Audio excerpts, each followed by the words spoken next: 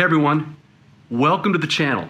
If you're new, Trailbreaker is normally a mountain biking and outdoor DIY type channel. The chances are, if you're watching this right now, you are most likely under some kind of self-imposed or state-imposed quarantine, self-isolation, social distancing, whatever you might call it. And I sincerely hope that you and your family are safe. And if you can, please continue to do what you can do to try to keep yourself and your family safe. I think that we'll come out of this thing soon, and hopefully we'll all come out of it stronger than we went into it. This is going to be kind of a different video for me. Like a lot of you out there, I am not able to maintain a strict quarantine. Some of you may know this from comments in the videos, but I am an airline pilot. And as such, we are still considered essential personnel doing essential work of moving at least a few people and cargo around the country. So I am right now in a hotel room in Milwaukee, Wisconsin, and normally what I'll be doing right now is I would be down in the hotel's fitness center or out going for a run, trying to find a good cup of coffee and a sandwich, and then go to the airport in about 2 hours and work for the next couple hours. But everything's pretty much shut down. The hotel, the fitness center's closed. None of the restaurants, coffee shops are open. So I have packed a lot of food in my bag. I've got my exercise gear in my bag, and I'm getting ready to do the best I can to try to stick to the routine that I normally try to keep. And I would say at this point, that's probably the best advice, I could give is, as much as you can, try to keep some kind of routine. Try to do as much of the activities that you normally would do. I know for me, because I sit for a living, that's part of the reason why I have this mountain biking hobby, which turned into a YouTube channel, is when I'm not working, I have to move. I go absolutely stir crazy sitting around doing nothing. So you are probably in the same boat where you're normally out doing things, seeing people. Hopefully you've got some people that are with you that can keep you company. Hopefully you're not driving each other crazy.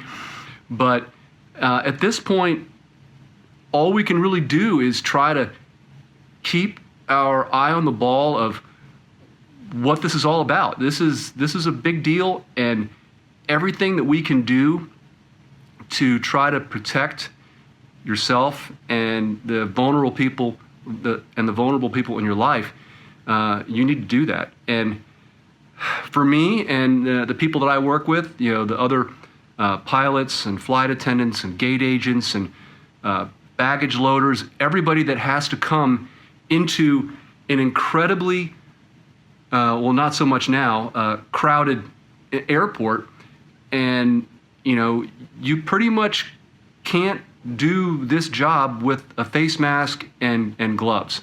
So at this point, if I'm not already compulsive about washing my hands and touching things, I will be in a couple weeks. At this point, I wash my hands 20 times a day. I try not to touch anything, doorknobs, handrails, everything else.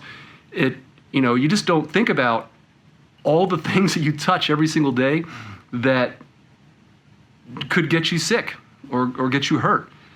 So for all the rest of you out there that I'm still seeing day to day, the people responsible for keeping us safe, the public safety professionals, people in healthcare. I have a sister-in-law who works in a COVID-19 area of her hospital. and it's pretty scary shit. So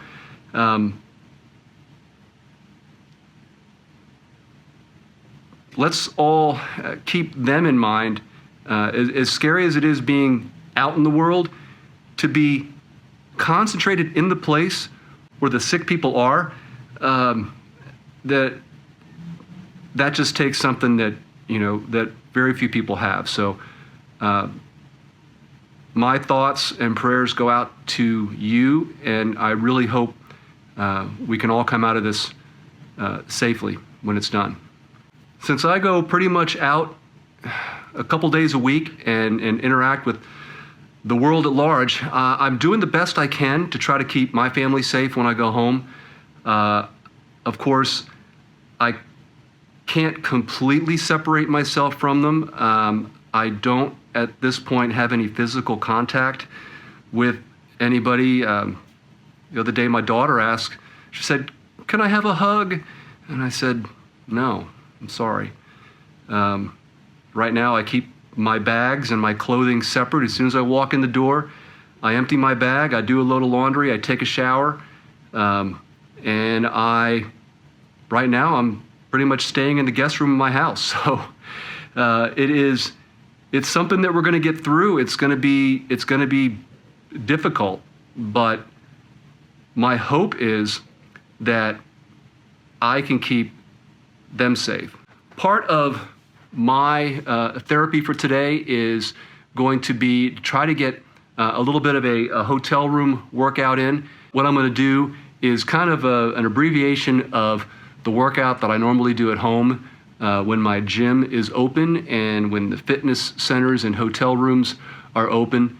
It's just a little bit of stuff that helps to keep the blood flowing, helps to keep my sanity, and hopefully work up a little bit of a sweat and maintain some flexibility and strength. So I'll go ahead and cut to a little bit of my workout. I've included some of these things. I've done some, I did a strength fit after 50 video, and I did a core training, strength training after 50. That was last year. Not a lot of people watch those, but you might want to check them out. They're actually pretty good if you want to do at-home workouts. I've also got a rehab video that I did after I separated that shoulder last year, which includes some resistance band exercises that I do to this day because not only does it help keep this joint stabilized, it's actually a really great workout for the whole upper body, especially if I can't get to a gym where I can use dumbbells or get a pull-up bar. We'll cut to that, and I'll kind of just show you a little bit of what I do. And if you're not already doing it, maybe incorporate a couple of these things in your house to give you something to do throughout the day. And you can break it up. I mean, when I'm at home right now, I'll just 5-6 times a day, I'll stop what I'm doing and I'll just bang out a set of push-ups. I've got a pull-up bar at the house, and I'll go ahead and I'll just bang out a quick set of pull-ups. So little things like that just kind of keep you from getting in your head about all the stuff that's going on. And anything that you can do that distracts you from the 24-hour news cycle is probably not a bad thing. So we'll take a look at it and I'll show you.